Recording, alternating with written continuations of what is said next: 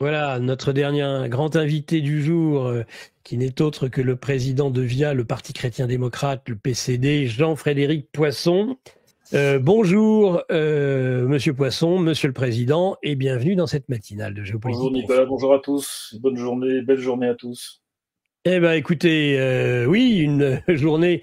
Nous nous sommes levés avec, eh bien, un nouveau gouvernement. Il a fallu du temps. Ils se sont pendant des heures concertés, le duo d'enfer Macron-Le Cornu, pour nous pondre un nouveau gouvernement, un gouvernement qui est en danger, qui est menacé d'une censure. Il semblerait que l'espoir de ce gouvernement, c'est de réussir à acheter par tous les moyens de subvention, d'aide en tout genre, de strapontin, le Parti socialiste. C'est le seul espoir que le Cornu peut avoir aujourd'hui, sachant la détermination à le censurer du RN et de LFI et des communistes et des écologistes. Donc, moi, j'aimerais que vous nous donniez un petit peu votre analyse de cette situation qui dure maintenant au moins depuis la démission de Lecornu 1 jusqu'à aujourd'hui. On est dans une crise parlementaire, dit Macron, ou bien est-ce qu'on est dans une véritable crise politique, crise de régime? C'est ce que beaucoup d'analystes pensent. D'abord, vous avez raison, il ne fallait pas se coucher trop tôt hier, hein, si vous voulez avoir une idée du gouvernement de la France. Enfin, cette manie de noctambule qui consiste à annoncer les gouvernements à 23h15, à convoquer les partis politiques à 2h30 la nuit par SMS, enfin tout ça. Je n'aime pas les choses qui se font la nuit quand elles devraient se faire au grand jour, voyez-vous, Tout à c'est fait. un peu mauvais signe. Bon, même si je suis moi-même un noctambule forcené, donc je comprends qu'on puisse être très occupé à partir du moment où le soleil est couché, mais enfin bon. Premier élément. Deuxième élément, je ne crois pas qu'il y ait de crise de régime.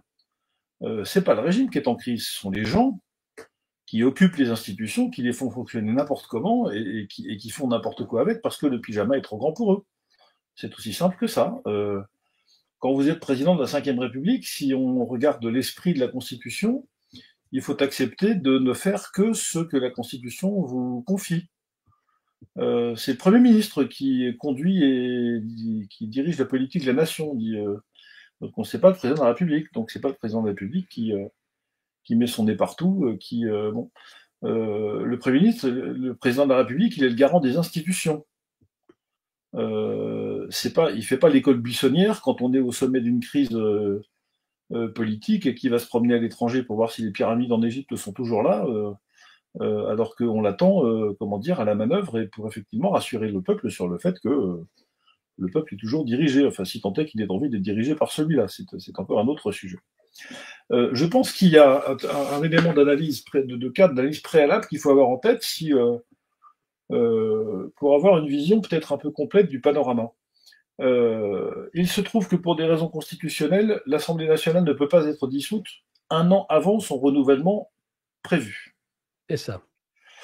Bon, alors le renouvellement prévu de l'Assemblée nationale, ça n'est pas la prochaine élection présidentielle, contrairement à ce qu'on croit, puisqu'elle a été élue l'année dernière. Donc il y en a qui disent, mais oui, mais une fois que une fois que vous avez passé l'obstacle, comment dire, des municipales, on pourra pas toucher à l'Assemblée nationale. Si, si, on pourrait constitutionnellement. C'est compliqué quand même de dissoudre l'Assemblée nationale dans l'année qui précède l'élection présidentielle et après les élections municipales. C'est difficile, c'est pas impossible. Mais c'est politiquement très compliqué parce que, évidemment, vous prenez un risque considérable de perdre l'élection législative et de bon. Donc on peut considérer que même si ça n'est pas un obstacle constitutionnel, les élections municipales constituent une forme de barrière. C'est-à-dire une fois que le gouvernement tient jusqu'au municipal, entre guillemets, il est tranquille, puisque comment dire, à l'automne 2026, il n'a qu'à traiter de manière assez légère le budget 2027, puisque comment dire, l'exécutif aura changé, mais le 2027 sera moins compliqué que 2026. Donc au fond, la mission du nouveau Premier ministre en fonction, elle est très simple, c'est tenir jusqu'aux élections municipales, c'est-à-dire jusqu'au mois de mars. Ouais. Alors comment est-ce qu'on tient jusqu'au mois de mars? Réponse, ben, on adopte un budget, on fait voter deux, trois saloperies par le Parlement, à commencer par la loi sur l'euthanasie, Ouais. On donne un hochet au peuple français, par exemple, la proportionnelle, je dis ça au hasard, hein, voilà. Et puis on tient tranquillement jusqu'au mois de mars. Et une fois que vous êtes arrivé en mars, qu'est-ce qui peut vous arriver? Pas grand-chose. Ouais. En plus que vous trouverez une majorité au Parlement sur l'euthanasie et vous trouverez une majorité au Parlement sur la proportionnelle. Donc en fait, le vrai obstacle, c'est le budget. C'est-à-dire, une fois que le budget est adopté, une fois qu'en tout cas le gouvernement n'est pas censuré sur le budget, eh bien nous reprenons 1 an et demi de macronisme à taux plein et toutes taxes comprises. C'est le cas de le dire. Donc je pense que l'enjeu, c'est celui-là. Et la seule mission de Lecornu, c'est de permettre à Macron de rester jusqu'à la fin de son mandat prévu par l'échéance du calendrier, c'est-à-dire avril 2027. Ça, c'est sa seule mission. Comment faire? Réponse, débrouille-toi pour que tu ne sois pas censuré sur le budget. Et donc, au moment où nous parlons, il y a 200, on va dire 260 ou 265 députés qui sont à peu près certains, dont on est certain qu'ils vont censurer. Il faut en trouver 25 sur les 130 ou 140 dont on ne sait pas très bien ce qu'ils vont faire. C'est à la fois beaucoup et pas beaucoup. Alors c'est beaucoup parce que les députés, ça se manipule un par un, hein, c'est de la matière fragile, ces trucs-là, premièrement. Et deuxièmement, c'est pas beaucoup parce que il y a des tas de raisons, de censurer le gouvernement, quel que soit le bord dans lequel vous êtes. Sur la cinquantaine de républicains, combien vont ne pas censurer le gouvernement au motif qu'un certain nombre de leurs amis y sont retournés depuis hier soir? Combien vont considérer que de toute façon c'est pas possible? Bah, ça on verra. Au PS, si on fait quelques ouvertures du côté de la réforme des retraites, de suspension, enfin après, depuis le micro, vous pouvez dire à peu près ce que vous voulez hein, pour contenter tout le monde, ça coûte pas cher. Donc il est tout à fait possible que le gouvernement, le Cornu, ne soit pas censuré à la fin de la semaine, comme il est possible qu'il tombe, alors pas la première motion de censure, si c'est celle du RN qui est mise au vote, mais Oui. celle de la France Insoumise, très probablement. Voilà, donc en fait, on est dans une période d'incertitude qui ne changera rien pour le pays, mais on en parlera peut-être un petit peu plus tard. Eh ben justement, je pense que vous faites partie, Jean-Frédéric Poisson, de ceux qui souhaitent la destitution ou en tout cas le départ de Emmanuel Macron et non pas une simple dissolution. Pour vous, si j'ai bien compris, vous souhaitez d'abord une élection présidentielle et ensuite, pour situer les choses dans l'ordre, et ensuite une élection législative qui viendrait valider et donner une véritable majorité à un président de la République nouvellement élu. Et donc c'est cet ordre des choses qu'en effet semble imposer le quinquennat et non un risque de cohabitation que vous ne voyez pas d'un si bon œil que cela. Est-ce que je ne travestis pas trop votre pensée en disant cela? Non, pas du tout. C'est exactement ça, je pense. Personne ne peut préjuger du résultat d'une élection. Comme disait le grand physicien Niels Bohr, la prédiction est une chose difficile, surtout quand elle porte sur le futur. Donc, faut faire attention. Et tel se voyait gagnant qui a perdu, inversement. Donc, c'est encore pire que le sport, si je veux dire. Donc, on ne sait pas quel résultat donnerait une dissolution de l'Assemblée nationale dans des urnes dans un mois ou 5-6 semaines. Personne n'en sait rien.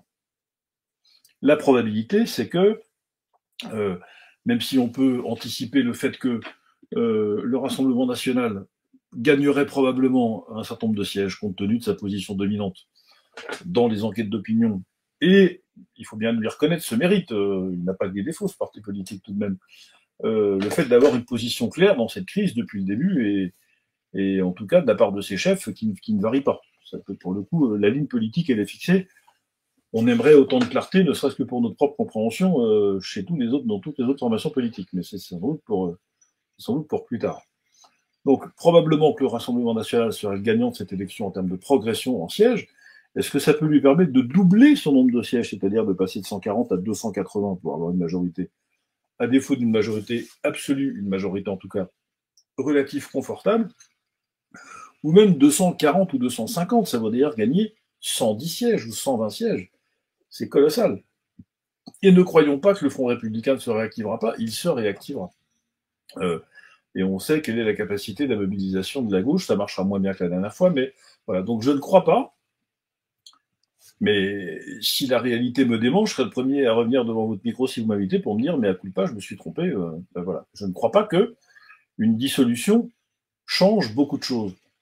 Pourquoi? Parce que je pense au contraire que une élection présidentielle anticipée amènera nécessairement un autre chef de l'État avec un autre projet politique à la tête de l'Élysée, et que compte tenu de la mécanique institutionnelle, à ce moment-là, ce chef de l'État pourrait dissoudre l'Assemblée nationale. C'est d'ailleurs ce qu'ils font tous en arrivant, quand le mandat n'arrive pas à son terme, ce qu'ils ont tous fait, et se voir doté par le peuple français qui viendrait de l'élire à la tête de l'État, se voir doté d'une majorité au Parlement qui lui permettrait d'engager les réformes qu'il a proposées aux électeurs. Donc ça, c'est un schéma qui est cohérent. C'est-à-dire que je parie sur, même si ce pari est aussi peut-être aussi hasardeux que les autres, je parie sur le fait que la succession que je critique à titre personnel, enfin c'est ce à quoi nous travaillons, de l'enchaînement plutôt du scrutin présidentiel suivi du scrutin législatif est le seul qui aujourd'hui permette de dire au fond, s'il faut changer le schéma global et la pondération des députés au sein de l'Assemblée nationale, la seule chose qui peut changer de manière profonde en donnant une vraie majorité à l'Assemblée nationale, c'est l'élection présidentielle. Alors j'entends des gens qui disent, bah oui, mais c'est dramatique de provoquer une élection présidentielle anticipée. C'est dramatique, c'est dans la Constitution. Et deuxièmement, j'entends les autres qui disent, ah bah oui, mais il faut pas esquinter, faire attention, il faut pas esquinter la fonction. La fonction. Ça revient à dire au fond, il y a un pompier pyromane, on va pas virer le pompier par respect pour le métier de sapeur-pompier. Enfin, ça n'a aucun sens. Ça n'a aucun sens. Ce type est nuisible, il faut qu'il s'en aille, point. Il est nuisible comme jamais personne ne l'a été dans l'histoire de France, mais depuis très très très longtemps. Enfin, on pourrait s'amuser à chercher, mais bon. Donc voilà, je crois qu'il n'y a pas de problème institutionnel, il n'y a pas de problème politique, il n'y a pas de problème éthique, évidemment que non. Et il y a au contraire, je ne vois que des avantages. Quant à l'argument qui dit, bah oui, on aurait une campagne présidentielle trop courte, on n'a pas le temps de confronter les projets les uns aux autres. Enfin, tout est sur la table. Enfin, excusez-moi. Faut avoir habité Sirius les 3 dernières années pour ne pas se rendre compte que on sait quand même très clairement ce que veulent les partis politiques les uns et les autres. Enfin, ils l'ont écrit, ils l'ont dit, ils l'ont répété. On a une campagne électorale il y a 1 an. Ça n'a pas changé en 1 an, ou alors ils travaillent comme des sagouins. Donc non, je crois que tout ça n'est pas sérieux. Je ne crois pas, je crois qu'il faut protéger les institutions contre son destructeur, et que la meilleure manière de les protéger contre son destructeur, ça n'est pas de continuer à laisser le président Macron les détruire, c'est de le faire partir ou de lui demander de partir pour passer à autre chose. Voilà. Mais alors, comment fait-on quand on se rend compte qu'on a affaire à quelqu'un qui, il l'a dit, semble-t-il, lorsqu'il a convié l'ensemble des partis, sauf RN et LFI vendredi, à l'Élysée, qu'il ne fallait pas compter sur lui pour démissionner, il ne démissionnerait pas, et il continue d'ailleurs avec une certaine désinvolture à traiter le sujet, imposant en effet une heure fort nocturne à Lecornu pour nommer le gouvernement. Pourquoi? Parce que le lendemain, eh bien, son éminence partait se faire mousser en Égypte sur le sommet qui réunit les négociateurs autour de Gaza et ainsi que Donald Trump. Donc, lui, il le dit clairement, hein, c'est pas une question de fusible, le cornu pour le cornu. De toute façon, j'y suis, j'y reste et je resterai jusqu'au bout. Oui, alors là, il y a deux. Je partage, hein, j'ai entendu la même chose que vous, et pour moi qui ai fréquenté Emmanuel Macron pendant très très longtemps, un très grand nombre d'heures, alors qu'il était ministre de l'économie, puisque j'étais le rapporteur de mon groupe, enfin l'orateur de mon groupe sur la loi Macron, la fameuse loi des taxis, des bus Macron, ouais. La loi sur les auto-écoles qui a mis les auto-écoles dans le rouge. La loi qui a vendu l'aéroport de Nice et l'aéroport Toulouse aux Chinois, etc., etc., etc. Donc il a commencé jeune dans la carrière, M. Macron. C'est sûr. Voilà, je ne parle pas de son passage magnifique à l'Élysée, a commencé à vendre des bijoux de famille dans le dos du président de la République. Enfin, ça c'est la faute du président de la République, il avait qu'à se retourner. Il y a deux choses. Le président de la République actuelle a engagé un bras de fer avec le peuple français et avec les institutions. Il devrait protéger le premier, garantir le bon fonctionnement des secondes. Il méprise le premier, il détruit les secondes. Donc il a engagé voilà. C'est lequel des deux gagnera en fait, c'est ça le sujet. Bon. Dans ce bras de fer, le Parlement, il a un rôle majeur parce qu'il suffit qu'il décide d'engager la destitution et très franchement, ça peut très très mal se passer, cette affaire, parce que d'abord, ça n'est jamais arrivé. Alors, la destitution, c'est comme le référendum d'initiative partagée, c'est écrit pour que ça ne marche pas. Exactement. Exactement.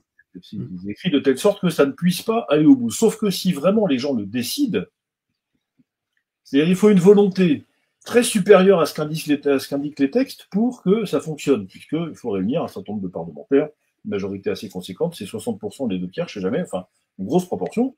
Et vous comprenez que quand un président de la République en vient à ne plus avoir sous la main, ouvrez les guillemets, entre guillemets, de personnes pour aller occuper Matignon, ça devient compliqué quand même de gouverner la France, parce que moi je veux bien tout ce qu'on veut, mais la France, respect pour nos voisins belges, dont certains nous écoutent peut-être, la France n'est pas la Belgique. La Belgique peut se passer de gouvernement pendant 1 an et demi. Pourquoi? Mais parce que les provinces belges ont beaucoup plus de pouvoir que nos régions. Qu'ils ont une capacité de décision opérationnelle au quotidien, y compris sur des textes et des choses importantes, qu'aucune collectivité en France n'a de manière comparable. Donc on a besoin de l'État en France. Et la France est née avec l'État, c'est pas par hasard si on a besoin tout le temps. Et on n'est pas non plus en Italie qui peut fonctionner avec un État, mais qui de temps en temps fait semblant d'être là, et tout se passe très bien. Non, non, la France, c'est différent.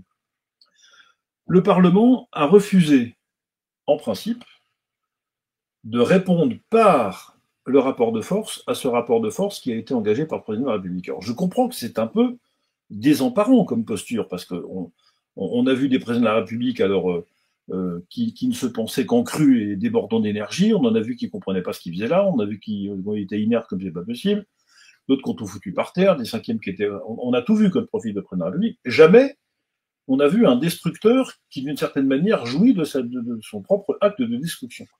Est-ce que c'est pour se protéger? Est-ce que c'est... J'en sais rien. En tout cas, le résultat, c'est qu'en fait, il détruit tout ce qui touche, cet homme-là. Que le Parlement n'ait pas voulu comprendre le fait qu'il est placé par le chef de l'État dans ce rapport de force et qu'il n'a que 2 solutions. Soit il l'accepte, soit il se retourne et il s'en va. Et pour l'instant, il a choisi de se retourner et de s'en aller. Du jour où le Parlement décide de dire « Ok, qui viennent me chercher », c'est ce qu'il disait à propos de l'affaire Benalla, vous vous souvenez? C'est ça. Eh bien, on va venir vous chercher, monsieur le président de la République, on engage les mécaniques de destitution. Et là, c'est plus tout à fait la même chose. Parce que même si, comment dire, on peut discuter, on n'est pas dans un cas de haute trahison, encore que quand il s'agit de prêter la dissuasion nucléaire à la Pologne et de vendre le siège de l'ONU à l'Allemagne, on n'en est pas loin quand même de l'atteinte à la sûreté de l'État et de la trahison. Enfin, je veux dire que là, on est quand même sur les intérêts fondamentaux de la nation française. C'est pas simplement bon. Donc, le problème n'est pas de savoir si formellement les choses sont remplies. Le problème est de savoir comment le Parlement engage l'épreuve de force avec le chef de l'État qui, lui, l'a installé. C'est pas le Parlement qui va foutre à coups de pied au derrière le chef de l'État dehors. C'est le chef de l'État qui dit je fais comme si je vous en chose, pardon de cette trivialité, mais enfin il dit ça. Donc voilà, le Parlement doit dire. Et par quoi ça commence? Ça commence par le fait de censurer le Cornu tout de suite. C'est-à-dire que c'est même pas la peine d'attendre le discours de politique générale. On sait ce qu'il va y avoir dans le discours de politique générale. Il va y avoir, bon, je vais toucher un peu aux retraites, chers amis socialistes, mais chers amis républicains, je ne vais pas y toucher beaucoup. Voilà ce qu'il va y avoir, on le sait, on connaît le discours. Donc il faut tout de suite censurer le président de la République, engager cette mécanique de destitution, car un chef de l'État digne de ce nom aurait dû déjà démissionner il y a 1 an après la dissolution perdue. Il ne l'a pas fait, il fait comme s'il n'y avait pas de Parlement, pas de peuple, et bien très bien. Le Parlement doit en prendre acte et considérer que puisqu'on veut lui faire la peau, le Parlement est plus fort que le chef de l'État, donc c'est lui qui va faire la peau au chef de l'État. Je résume de manière très simple les choses, mais ça c'est un problème de poigne et de colonne vertébrale, pour ne pas dire autre chose. Mais alors, la proposition de destitution est allée devant le bureau de l'Assemblée nationale, et puis le Rassemblement national, eh bien, qui avait 5 voix, a préféré au dernier moment, et ce pour la seconde fois consécutive, s'abstenir.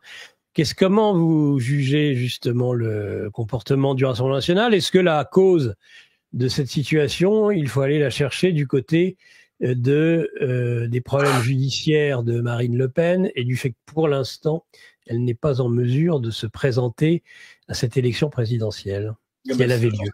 Ça, j'en sais rien, mais si c'est ça, alors c'est pire que tout pour le coup. Par ailleurs, je serais tenté de dire plutôt non, parce que, d'après ce que j'ai entendu de la bouche même de Madame Le Pen, et des positions qu'elle a prises sur la dissolution. Alors, je sais bien que la dissolution, ça n'est pas la présidentielle, hein, ça m'a pas échappé. Mais elle est plutôt dans l'état d'esprit qui consiste à dire, écoutez, mon sort personnel importe peu, très bien, j'ai plutôt envie de la croire. Après, il y a qui sait si elle raconte des cracks ou non, mais enfin, c'est plutôt conforme à ce que je crois comprendre de son parcours politique, donc ce discours-là, de sa part, m'a pas surpris. Non, je pense qu'il y a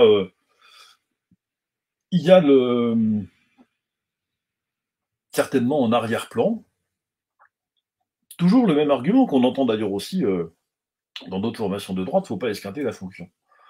Mais est-ce que vous n'avez pas l'impression que elle est quand même sacrément esquintée, la fonction, et c'est pas à cause de la destitution, hein. Dire que Macron fait très bien ça tout seul, hein. C'est pas la peine de. Donc, il faut pas provoquer de crise politique, mais vous n'avez pas l'impression qu'on est dans une crise politique. Il faut pas affaiblir le fonctionnement institutionnel, mais vous n'avez pas l'impression que le fonctionnement institutionnel est affaibli. Enfin, tout ce dont vous voulez protéger le pays en ne votant pas la destitution, en fait, est déjà par terre. Donc, de quoi parlez-vous? Au contraire, c'est pour destituer, ça veut dire empêcher de nuire davantage. On a encore, rendez-vous compte, cher Nicolas Stocker, 1 an et demi à tenir à ce rythme. 1 an et demi, c'est long, hein. Oui. C'est très très long. Alors, je sais bien que dans une vie, ça passe vite, 1 an et demi, quand on a un peu d'âge comme vous et comme moi. On sait que c'est trop vite. Très rapide. Mais enfin, 1 an et demi à ce rythme-là, pardon, ça va être compliqué, hein. Donc, je vois pas comment ça tient, parce que vous pouvez fanfaronner, vous pouvez faire comme si tout ça n'existait pas. Encore une fois, coup de boutoir politique, coup de boutoir politique, coup de boutoir politique, les uns comme ça après les autres à répétition, ça finit par la résistance finit par céder. Donc le Rassemblement national, je crois, a péché certainement. En tout cas, j'espère que c'est la seule raison. Si c'est ça, c'est dommage parce que ça montre une lecture de la situation, une lecture institutionnelle qui, je crois, n'est pas bonne. Mais le Rassemblement national a péché par une espèce de trop grand respect humain à l'égard de quelqu'un qui n'en mérite pas et craint que les institutions soient affaiblies, alors que, comme chacun sait, elles ont survécu à 2 décolonisations, aux événements d'Algérie, à mai 68, à 3 cohabitations, et elles ne sont pas mortes malgré les efforts du chef de l'État actuel pour les tuer. Donc c'est quand même solide. Ne craignons pas de les faire fonctionner à plein, donc utilisons l'article 68 qui est dedans. Jean-Frédéric Poisson, à votre avis, quel est l'objectif d'Emmanuel Macron? Le maître des horloges gagne du temps, très bien. Est-ce que c'est uniquement terminer sans trop d'encombre son mandat, ou bien est-ce qu'il a des objectifs? Est-ce que son objectif, c'est toujours une carrière européenne? Il en ferait d'ailleurs la campagne actuellement, en essayant de se donner une image internationale. C'est ce qu'il cherche de faire, se désintéressant de plus en plus à la situation en France. Et comment y arriverait-il? C'est-à-dire à pouvoir justement passer de la France à l'Europe. En fait, quel est selon vous, l'intérêt de vouloir tenir pour tenir d'Emmanuel Macron? Est-ce qu'il y a une raison derrière cela, selon vous? C'est pas facile à dire. Je crois 2 choses. La première, c'est que Macron est un néolibéral. Qu'est-ce qu'un néolibéral? C'est quelqu'un qui considère que il faut émanciper le marché de tout un tas de contraintes, alors faire un peu de régulation, un peu d'aide sociale, un peu de machin comme ça, mais grosso modo, c'est le marché qui doit être la valeur suprême et la valeur ultime de référence dans l'organisation des sociétés. Pour cette raison, le néolibéralisme est forcément mondialiste, puisque par définition, le commerce n'a pas de limite, et donc il faut l'étendre partout. Il est profondément cela. Encore une fois, j'ai fréquenté M. Macron quand il était ministre de l'économie. J'ai débattu avec lui 200 heures en commission, 100 heures dans l'hémicycle, donc je vois à peu près ce qu'il a dans la tête. Et quelqu'un qui est capable de faire entrer des capitaux privés dans le tour de table de l'établissement français du sang doit être suspecté d'avoir un esprit de marchandisation universelle extrêmement prononcé. Donc sa philosophie correspond à l'état du monde et à ce que nous comprenons du projet européen et du projet des grandes entreprises mondiales qui veulent absolument un marché mondial unique et que le commerce ne souffre pas de barrières ni de contraintes particulières. Donc il est absolument dans le courant principal, dans le flot principal de cette évolution du monde, contre lequel tous les peuples à la surface de la Terre sont en train de résister de manière extrêmement... En tout cas, ceux qui ont les moyens de résister, parce que tous ne l'ont pas. Bien, ça c'est une première chose. Donc Macron est quelqu'un qui n'est pas un pragmatique pur. Il a une doctrine, c'est un néolibéral au sens où je viens de le dire. Premier élément. Deuxième élément, qu'est-ce qu'il cherche? Il cherche à faire vivre le projet politique qu'il a en tête et dans lequel il croit. C'est-à-dire, il cherche à l'appliquer, ce qui est, après tout, la mission des responsables politiques. Hein. On est là pour ça. À tout prix, parce que ça sera d'ailleurs l'objet de mon prochain petit livre. Il y a dans les germes de la démocratie, on le sait depuis Tocqueville, donc c'est pas d'hier, dans les germes de la démocratie, il y a l'autoritarisme et comment dire, le risque d'une dérive totalitaire dans les principes même de la démocratie, donc nous y sommes. Donc tout ça n'est pas non plus étonnant, c'est parfaitement cohérent avec le projet politique du personnage, et puis il y a le bonhomme, qui est un orgueilleux profond, et comme je dis de temps en temps, la première victime de l'orgueil, c'est l'intelligence. Donc nous avons là affaire à quelqu'un qui est, comment dire, qui est atteint d'une espèce de sociopathie qui le fait mépriser tout ce qui n'est pas lui, vouloir briser tout ce qui n'est pas d'accord avec lui, tout ce qui lui résiste. Enfin, c'est un profil assez particulier. Donc j'ai vu les manifestations, encore une fois, pendant le travail en commission, il y a 10 ans. Est-il le jouet de quelqu'un ou pas? C'est pas la peine. Est-ce que tout ce qui est en train de faire rend service à des gens? Ah oui, très certainement. Comment dire, tous les amis du mondialisme effréné, tous ceux qui veulent détruire les nations, tous ceux qui veulent, comment dire, arraisonner les peuples et étouffer les peuples et propager encore une fois le commerce sans limite et réduire les gens à être des producteurs le jour, des consommateurs le week-end, des dormeurs silencieux la nuit. Tous ces gens-là, ils ont tout à fait intérêt à ce que Macron réussisse. Et l'Union européenne, puisque c'est aussi le projet de l'Union européenne. Donc en réalité, il est un acteur, alors à quel niveau d'action se situe-t-il, je n'en sais rien, mais en tout cas tout à fait dans ce mauvais esprit du temps qui consiste à vouloir détruire les peuples pour en faire des hordes anonymes de consommateurs. C'est ça le projet du néolibéral, c'est pas autre chose que ça, il est au service de ce projet-là. Encore une fois, est-il actionné, est-il le jouet de ficelle qui le tire ou est-ce qu'il se meut tout seul? Sans doute un peu des deux. Quant à ses ambitions européennes, enfin pour moi qui suis administrateur du mouvement européen des partis chrétiens, donc je suis assez souvent à Bruxelles et nous avons une petite dizaine de nos membres qui sont parlementaires européens désormais. Et quand on parle de la France et d'Emmanuel Macron avec eux, je peux vous dire que la cote de popularité de Macron, futur président de la Commission européenne, il va falloir frotter, hein, parce que, comment dire, c'est pas reluisant. C'est pas reluisant, oui. Alors, il y a une autre façon peut-être aussi à un moment donné de se débarrasser de Macron, j'ai envie de dire, c'est la colère populaire et la colère dans la rue. Je crois que vous défendez évidemment la cause de nos agriculteurs. Par exemple, est-ce que vous croyez que un des espoirs, ce pourrait être aussi la rue, ou bien celle-ci ne pourra de toute façon que profiter à l'extrême gauche, comme certains le pensent? Alors ça, c'est le problème des révolutions, cher Nicolas Stocker, c'est que quand ça se passe, il vaut mieux être du bon côté du manche de pioche. C'est sûr. Et là, je constate que traditionnellement, d'abord, la gauche a une culture plus ancienne et plus riche que la nôtre en la matière, premièrement. Oui. Deuxièmement, elle a une capacité d'union et de discussion, malgré les chapelles, les précarés, les frontières, les blocs et les intérêts individuels, très supérieure, comment dire, au camp d'en face. C'est-à-dire à nous, pour dire les choses clairement. Même si toute la gauche n'est pas forcément révolutionnaire et que je connais des tas de gens de gauche qui ne souhaitent absolument pas une issue de cette nature. J'espère qu'on n'en arrivera pas là. Parce qu'encore une fois, il y a des désordres dont on met du temps à se remettre, hein, quand même. Donc il faut faire très très attention quand on manipule ce genre de dynamite.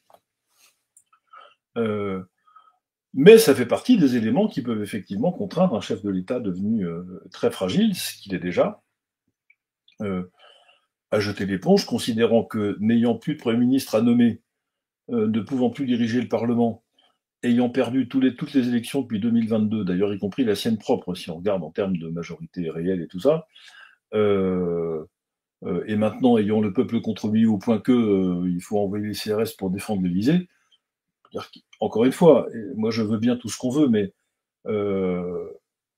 ça ne tient plus. Et effectivement, c'est une des raisons pour lesquelles je pense d'ailleurs que la démission d'Emmanuel Macron est souhaitable, parce qu'il faut tout faire pour ne pas arriver à cette extrémité. Or, je pense que parmi ceux qui ne veulent pas engager la destitution, je ne suis pas sûr qu'ils prennent toute la mesure de l'état d'exaspération et de rage dans lequel se trouvent nos compatriotes. Quand ils sont 75%, je crois, ou 70%, à vouloir que Macron s'en aille, mais enfin, moi, pardonnez-moi, en 30 ans de vie politique, j'ai jamais vu un truc pareil. Hein. Des désaccords, j'en ai connu. La cote de popularité de Chirac, il est à 12% à la fin de son deuxième mandat, on doit être en décembre ou janvier 2007. C'est-à-dire que les choses sont terminées, puis alors, ok, on a tous compris que... enfin, c'est sa cote de popularité. Il n'y a jamais eu 3 Français sur 4 qui voulaient qu'il s'en aille. Et Dieu sait pourtant qu'il y avait des motifs de lui en vouloir de temps en temps au président Chirac, paix à son âme. Y compris les autres. Là, on atteint un niveau de rage qui est d'ailleurs de son fait. Pour la campagne présidentielle de 2022, j'avais l'habitude de dire que le plus grand effet d'Emmanuel Macron, ce qui est à la fois le signe, la plus belle preuve de l'utilité de la politique, c'est que notre chef de l'État a réussi à rendre enragés ou hargneux des gens qui ne l'étaient pas. Des tas de gens qui sont des gens doux et qui sont devenus exaspérés, hargneux, en colère, qui n'avaient pas le fond de tempérament pour le devenir, et cette espèce de mépris, de mensonge, d'arrogance permanent, tout ça a exaspéré les gens. Et il y a un moment où le niveau d'exaspération, c'est comme les gilets jaunes, c'est un effet de débordement. Puis le jour où ça déborde, vous ne pouvez plus l'arrêter. Il faut absolument éviter ça. Parce que là, pour le coup, avoir une campagne présidentielle d'1 mois, c'est pas un drame, tout le monde sait ce qu'il y a sur la table. Se remettre d'émeutes populaires qui pourraient être longues, douloureuses, dont on ne connaît pas les conséquences, ça peut être beaucoup plus grave. Donc c'est pour ça que je pense que la démission du chef de l'État, ou pire, sa destitution, serait une mesure presque prophylaxique par rapport à ce genre d'événements que je ne souhaite pas et dont je pense qu'effectivement on n'est pas en situation aujourd'hui de pouvoir les surmonter autant qu'on voudrait. Est-ce que Macron peut profiter de la situation internationale, de la déstabilisation que pourrait entraîner une escalade à l'est de l'Europe pour se saisir de l'opportunité de prendre les pleins pouvoirs, article 16, narratif de la peur, pour faire taire finalement les oppositions? Bien sûr, de toute façon, il est capable de tout, donc par construction, quand vous êtes capable de tout, vous êtes capable de tout, pardon pour ce truisme que la palisse lui-même n'eut pas à renier. Non, c'est bien l'intention, là aussi, il y a quelque chose qui est ça va dans le sens de ce qu'on évoquait tout à l'heure sur le projet politique de Macron, qui est un objectif, cette fois-ci tactique, c'est que on a bien compris qu'en réalité, l'entretien de la menace d'une guerre ne sert qu'une chose, c'est l'installation, le crantage définitif du fédéralisme dans les institutions européennes, qui ne sont pas encore tout à fait fédérales. Il manque quand même 2-3 éléments. Je pense que avant qu'on soit complètement dissous dans des institutions, dans des instances européennes, il y a encore un peu de marge. Mais une fois que vous êtes entré en guerre, vous avez installé une défense européenne, une diplomatie européenne, et puis un contrôle systématique sur tout le reste, qui commence aussi par la santé d'ailleurs, parce que là il y a un élément extrêmement pesant qui s'est invité après la crise Covid dans les instances européennes. Là, à ce moment-là, là, vous pouvez considérer que vous avez fait votre job, c'est-à-dire que vous avez définitivement, c'est jamais définitif, mais enfin, vous avez dissous la France, en tout cas, ou essayé de dissoudre la France dans une Europe fédéralisée. On se sert de ça pour dire il faut absolument une dépense commune. On commence à imaginer qu'il y aurait un ministre, que Mme van der Leyen s'invente chef des armées françaises, européennes, tout ce qu'on veut. On met notre dissuasion nucléaire à disposition de qui voudrait s'en servir. Tout ça est complètement délirant. Et donc, la guerre sert de prétexte, en réalité, à tout un tas de choses insupportable, mais qu'on supporte par peur de devoir subir une guerre qu'on subira de toute façon. C'est comme le Covid. Au nom du Covid, on vous fait rester chez vous et signer un papier pour vous donner l'autorisation de sortir et de rentrer chez vous, parce qu'il y avait les deux. Ce qui, avec le recul, est quand même une forme de délire absolument total, mais ça passe crème parce que attention, vous allez mourir. Donc, le gouvernement de la peur, ça marche très très bien. C'est le premier instrument d'ailleurs des dictatures. Hein. Comme je dis de temps en temps, les dictatures torturent leurs adversaires, non pas pour leur faire mal, mais pour les réduire au silence et pour faire peur aux autres, à ceux qui ont envie de parler. C'est la parole qui est le premier ennemi des régimes autoritaires, c'est pas le confort. Donc, au fond, il est tout à fait possible que M. Macron ait envie de mettre en œuvre l'article 16 de la Constitution, quand bien même les circonstances que prévoit la Constitution pour déclencher cet article 16 sont tout à fait précises. Hein. C'est pas un caprice. Normalement, il faut que l'intégrité territoriale soit menacée, que le fonctionnement institutionnel soit bloqué. Et le fait qu'il n'y ait pas de majorité à l'Assemblée nationale ne suffit pas à considérer que le fonctionnement institutionnel est bloqué. Là, on parle de choses bien plus graves, bien plus sérieuses. Donc, aucune des circonstances, même si on déclarait la guerre à la Russie, ce ne serait pas la même chose si on déclarait la guerre au Luxembourg ou à la Suisse. Vous comprenez ce que je veux dire? Parce que ce sont des pays frontaliers qui menacent directement l'intégrité de notre territoire. Là, la Russie, vous avez remarqué que il faut changer à la gare de l'Est, hein, quand même pour y aller, donc c'est pas tout près. Donc il n'y a pas de menace. Est-ce que malgré l'absence de ces conditions prévues par l'article 16 de la Constitution, Macron serait capable de le déclencher? Bien sûr que oui, il est capable de tout. Et en plus, il a des amis, alors là aussi, grâce à un vote extrêmement complaisant d'un certain nombre de parlementaires, y compris du Rassemblement national à l'Assemblée, il a fait élire à la tête du Conseil constitutionnel un de ses amis, M. Ferrand, qui ne va pas lui reprocher de manière très énergique d'avoir déclenché l'article 16. Mais là, petite hypothèse, je reboucle avec notre hypothèse précédente. Autant je vois bien qu'il y a, en particulier chez les sénateurs des Républicains, la volonté, alors qui est très conforme au tempérament du président du Sénat, que je connais à peu près comme si je l'avais tricoté, pour des tas de raisons, surtout préserver l'institution, ne pas faire de vagues, pas de bruit, etc., etc.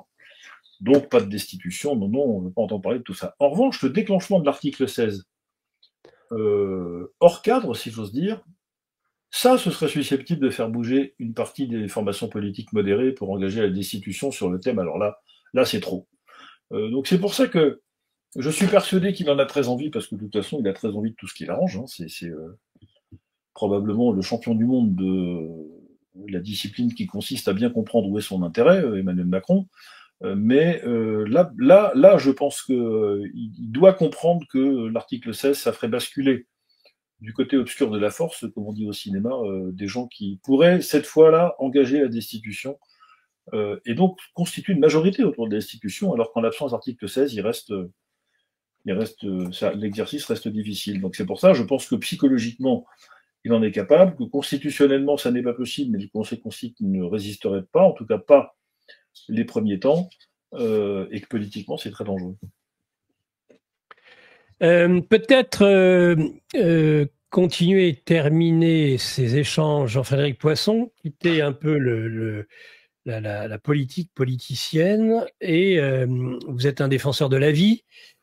Oui. Que pensez-vous du processus qui mène à l'adoption de cette loi sur l'euthanasie et qui pourrait être d'ailleurs un dénominateur commun, c'est-à-dire autant il leur faut passer le budget et puis après, bon, écoutez, c'est de la roue libre, ils seront en roue libre, ou ils essaieront de l'être. Est-ce que c'est pas aussi une des tentations de Le Cornu de faire passer des lois sociétales de type euthanasie, mais d'autres aussi éventuellement, qui permettraient justement d'élargir sa base politique et d'éviter justement eh bien la censure? Si, bien sûr. Je évoquais ça tout à l'heure de manière, préalablement dans nos conversations. Je pense que c'était d'ailleurs le cas aussi de François Hollande, qui a, si vous faites le bilan du quinquennat de François Hollande, vous trouvez quoi? Vous trouvez le CICE, la loi Macron et le mariage pour tous. Vous parlez d'un bilan. Et le bilan de Macron sera pareil. En plus, alors s'il suspend la réforme des retraites, il restera l'inscription de l'IVG dans la Constitution et l'euthanasie. Vous parlez d'un truc, 10 ans pour faire ça, très franchement. Et en plus, alors ça c'est ce qu'il y a, les lois qui ont évolué, parce qu'il y a tout ce qui a régressé. J'entends des députés macronistes dire nous avons réindustrialisé la France, le chômage. Enfin, je sais pas quel monde ils regardent, mais on vit pas dans le même pays, ou alors, enfin bref. Revenons à l'euthanasie. Bien sûr que c'est un scandale cette loi, parce que d'abord, je peux vous assurer qu'en 30 ans d'engagement politique, jamais personne ne m'a pris par le bras dans la rue en me disant Monsieur Poisson, débrouillez-vous, il faut absolument légaliser l'euthanasie, c'est urgent. Jamais personne m'a dit ça. Jamais personne.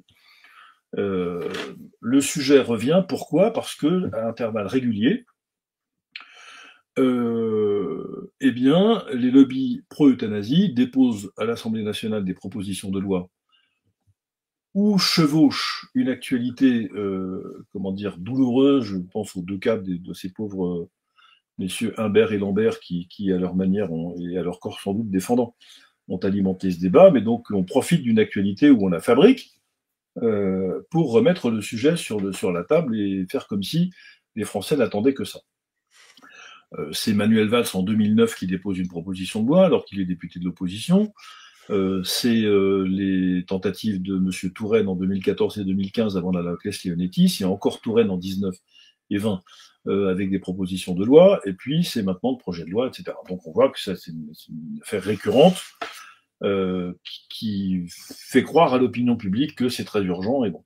Donc il y a une gigantesque opération de manipulation derrière ça, dont l'acmé se trouve probablement dans la fameuse convention citoyenne au Conseil économique et social il y a maintenant 2 ans et demi pour nous faire croire, 2 ans et demi, oui, pour nous faire croire que 75% des Français souhaitent absolument la légalisation de l'euthanasie sans comprendre très bien ce dont il s'agit, sans en voir les conséquences, et pour une raison simple, c'est que personne ne leur explique. Donc je ne vois pas pourquoi, comment dire, ils comprendraient ça tout seul. Premier élément. Deuxième élément, là encore, on joue sur la peur. C'est-à-dire qu'on explique aux gens, au fond, si vous êtes atteint d'une maladie incurable et douloureuse, il n'y a que 2 possibilités qui s'offrent à vous. La première, c'est de mourir dans un temps très long, avec des souffrances atroces, seul au monde, sur un brancard dans un sous-sol d'hôpital avec les néons qui claquent et la peinture qui se décolle des murs. On viendra vous donner à manger si on ne vous oublie pas une fois de temps en temps, et ça va durer un certain temps. Peut-être très longtemps. Ou alors vous avez la deuxième possibilité qui est de demander que ça s'arrête. Mais sauf que cette deuxième possibilité, en fait, vous ne l'avez pas. Parce que c'est illégal l'euthanasie, donc on va vous donner cette deuxième possibilité. Comme ça, au moins, vous aurez le choix. C'est-à-dire, vous pouvez décider de souffrir le martyre, ça vous regarde, mais si vous décidez d'arrêter de souffrir le martyre, vous aurez toujours la possibilité de recourir à l'euthanasie ou au suicide assisté, ce qui revient exactement. Et ben c'est ça le mensonge. Il n'y a plus personne qui meurt à l'hôpital dans des circonstances que j'ai décrites tout à l'heure. Enfin, on sait parfaitement soulager toutes les douleurs, on sait accompagner les souffrances psychologiques, l'isolement, la solitude. On sait, il y a une littérature, mais alors qui fait des kilomètres de longueur sur ces sujets. On sait parfaitement adapter le comportement du personnel soignant, des équipes soignantes aux malades qui sont en fin de vie. Ça s'appelle les soins palliatifs, et leur prodiguer un environnement qui soit respectueux de leur état, et qui prenne en compte le patient dans l'état dans lequel il est et non pas dans l'état dans lequel on voudrait qu'il soit, etc., etc. On sait faire tout ça. Donc le mensonge, c'est que on soit condamné à des douleurs atroces et dans un temps très long, une fois qu'on est atteint d'une affection incurable. Ça n'est pas vrai. Ça, c'est un mensonge. Mais personne ne dit ça. C'est quand même très curieux. Et personne ne décrit, le fait que les soins palliatifs existent et qui sont d'ailleurs dans la loi depuis 26 ans, puisque depuis 1999, tout le monde en France a le droit de bénéficier de soins palliatifs si son état le rend possible et s'il le demande. C'est inscrit dans la loi depuis 26 ans. Inutile de vous dire qu'on n'y est pas et que personne ne s'est jamais occupé de mettre à niveau le système de santé pour que tout le monde puisse effectivement, concrètement, avoir accès à ces soins palliatifs. Donc il y a un mensonge. Il y a deuxièmement une transgression terrible. La société n'est possible que si je n'ai pas le droit de tuer mon prochain, d'ailleurs vous non plus. À partir du moment où j'ai le droit de tuer mon prochain en dehors des situations de légitime défense, vous vous rendez bien compte que si vous élargissez ce principe, il n'y a plus de société du tout. Donc, c'est la raison pour laquelle l'interdit de tuer est un interdit fondamental. D'abord parce que c'est l'atteinte suprême à la dignité de la personne humaine qui est intouchable. Et la deuxième, c'est que ça rend impossible la vie sociale. Or, quand vous légalisez l'euthanasie, en fait, vous légalisez le droit de tuer. Il faut vous dire les choses de manière extrêmement crue. Je suis désolé pour ceux de nos auditeurs que ça choque, que ça pourrait choquer ce matin. Mais ôter la vie à quelqu'un en dehors des situations de légitime défense, ça veut dire avoir le droit de tuer. Et le problème de cette loi, c'est ça. Le Parlement a adopté, il y a 10 ans, j'y étais, alors je n'ai pas voté cette loi, mais le Parlement l'a tout de même adopté, la loi qui permet ce qu'on appelle la sédation terminale profonde, c'est-à-dire qu'en face de souffrances très importantes, on endort les patients en étant parfaitement conscient qu'au moment où on les endort, eh bien, on les endort pour la dernière fois parce que, comme ils sont sur le point de mourir, d'une certaine manière, on s'évite des souffrances et du temps inutiles. J'ai considéré que c'était risqué et que ça comportait des risques d'euthanasie objective, donc c'est pour ça que je n'ai pas voté cette loi, mais cette pratique existe. D'ailleurs, tous les médecins vous disent qu'ils utilisent cette sédation terminale profonde de manière assez régulière et que ça leur permet de régler des situations un peu délicates. Mais le problème n'est pas là. Le problème maintenant, c'est que, comme l'a dit le professeur Touraine il n'y a pas très longtemps, dans une vidéo que vous pourrez retrouver sur YouTube si vous la cherchez, le professeur Touraine a dit, bon, alors évidemment, cette loi n'est qu'une première étape, parce qu'évidemment, les handicapés, les mineurs, ceux qui sont atteints de maladies psychologiques, etc., seront exclus du champ de la loi, il faut bien entendu les y inclure. Donc ça veut dire que cette loi n'est qu'une première étape. L'idée, c'est d'arriver, comme dans les pays les plus libéraux, où la loi n'est pas faite pour ceux qui vont mourir, la loi est faite pour ceux qui veulent mourir.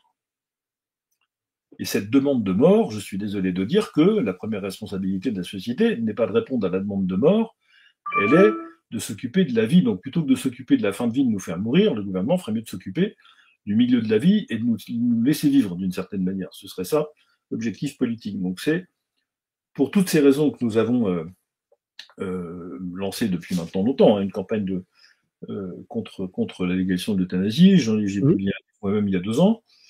Sur les soins palliatifs comme alternative à l'euthanasie, et nous continuons un programme de réunion publique, d'ailleurs pas plus tard que cette semaine en Charente-Maritime, à Surgères de mémoire, sur une réunion publique sur ce thème-là. Il faut que les gens se mobilisent, qui fassent comprendre que non seulement c'est inacceptable, mais qu'en plus, quand le dernier article de la loi sortie de l'Assemblée nationale a été adopté un samedi matin à la va-vite, et qu'elle punit de 30 000 euros ou 15 000 ou 30 000 euros, je ne sais plus, et 2 ans de prison tous les gens qui essaieraient de dissuader d'une manière ou d'une autre de recourir à l'euthanasie, ceux qui vont bénéficier, je mets des guillemets, s'appelle le délit d'entrave. Alors là, on attend des sommets d'iniquité et d'indignité. Donc voilà, il faut se mobiliser pour ça. On verra ce que ça donne, mais ce serait un très mauvais signal, en tout cas pour notre cohésion sociale, si cette loi était adoptée. Et il est à craindre qu'elle le soit, même si je pense que la chute des gouvernements à répétition avec l'imminence de cette loi sur l'euthanasie a quelque chose à voir avec la providence. Moi, je suis un chrétien, vous savez, donc je pense que le ciel s'occupe aussi de temps en temps des affaires de la terre. Enfin, de temps en temps, s'en occupe tout le temps, mais de manière plus ou moins visible selon les cas. Là, il y a une espèce de malédiction qui frappe tous les gouvernements qui veulent légaliser l'euthanasie jusqu'ici, et ça me plaît plutôt.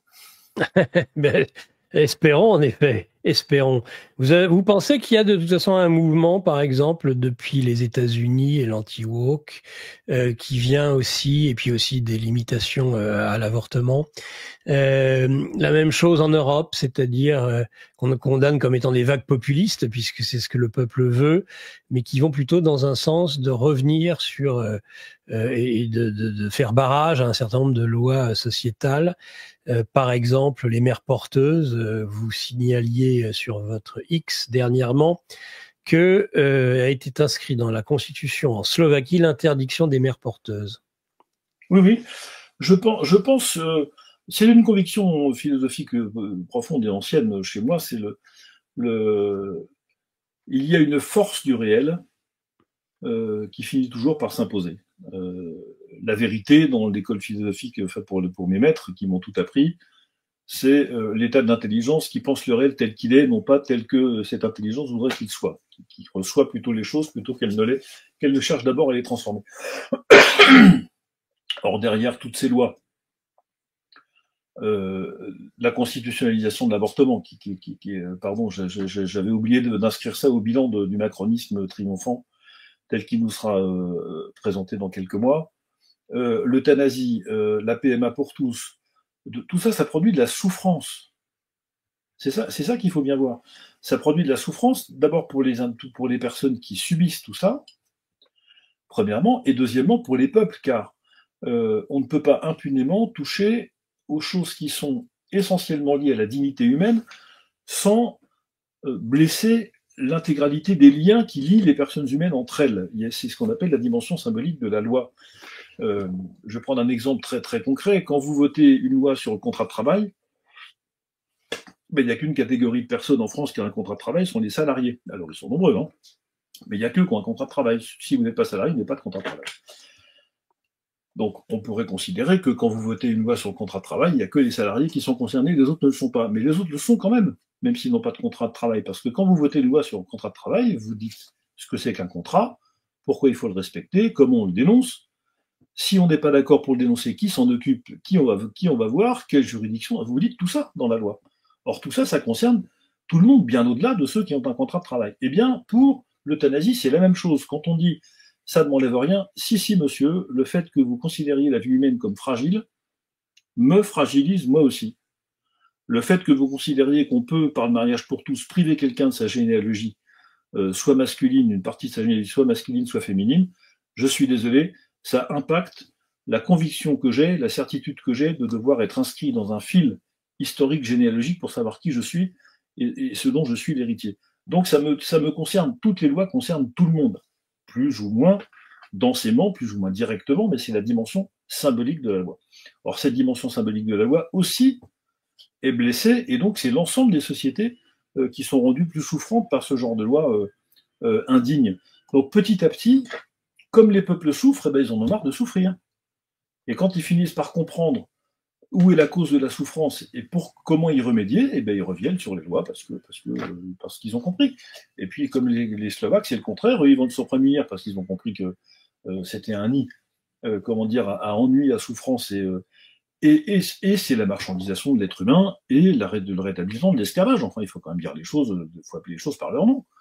Les mères porteuses, c'est le rétablissement de l'esclavage. La seule différence, c'est que vous payez l'esclave alors que dans l'ancien temps, vous ne le payiez pas. Mais c'est la seule différence. Donc, qu'il y ait des gens qui veulent se prémunir contre ça, on les comprend et on les félicite. Donc, c'est la force du réel. Lorsque le mensonge et la vérité grimpent au sommet d'un immeuble, le mensonge prend l'ascenseur et la vérité monte par les escaliers. Mais à la fin, la vérité arrive un peu plus tard, mais elle triomphe toujours sur le manchon. Ça peut prendre du temps, hein. Mais voilà, c'est pour ça qu'il faut la supporter tant qu'elle n'a pas fini son ascension. Très bien, Jean-Frédéric Poisson.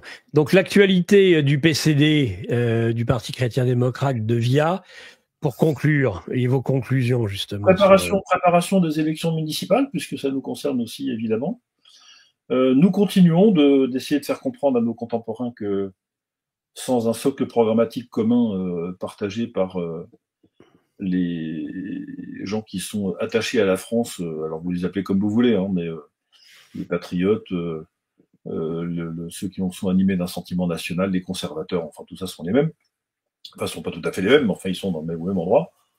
Si on n'arrive pas à déterminer un socle commun de gouvernement partagé qui motive tout le monde et qui provoque une alliance électorale pré-élection, pas au milieu des deux tours des élections, mais avant les élections, alors on ne triomphera pas du néolibéralisme, et c'est l'enjeu. Donc nous continuons d'essayer de convaincre nos camarades de jeu de la nécessité absolue d'une telle mécanique de socle commun, à laquelle tout le monde n'est pas encore prêt. Enfin, je sens pas. Les Républicains ne sont pas prêts, c'est à peu près certain.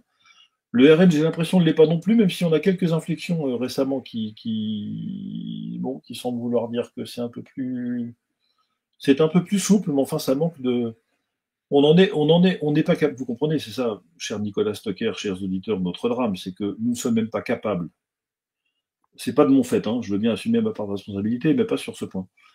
Nous ne sommes même pas capables de nous réunir, nous, les responsables politiques, alors des gros, les petits, les boiteux, les menteurs, les borgnes, etc., bon, autour de la même table, simplement pour discuter.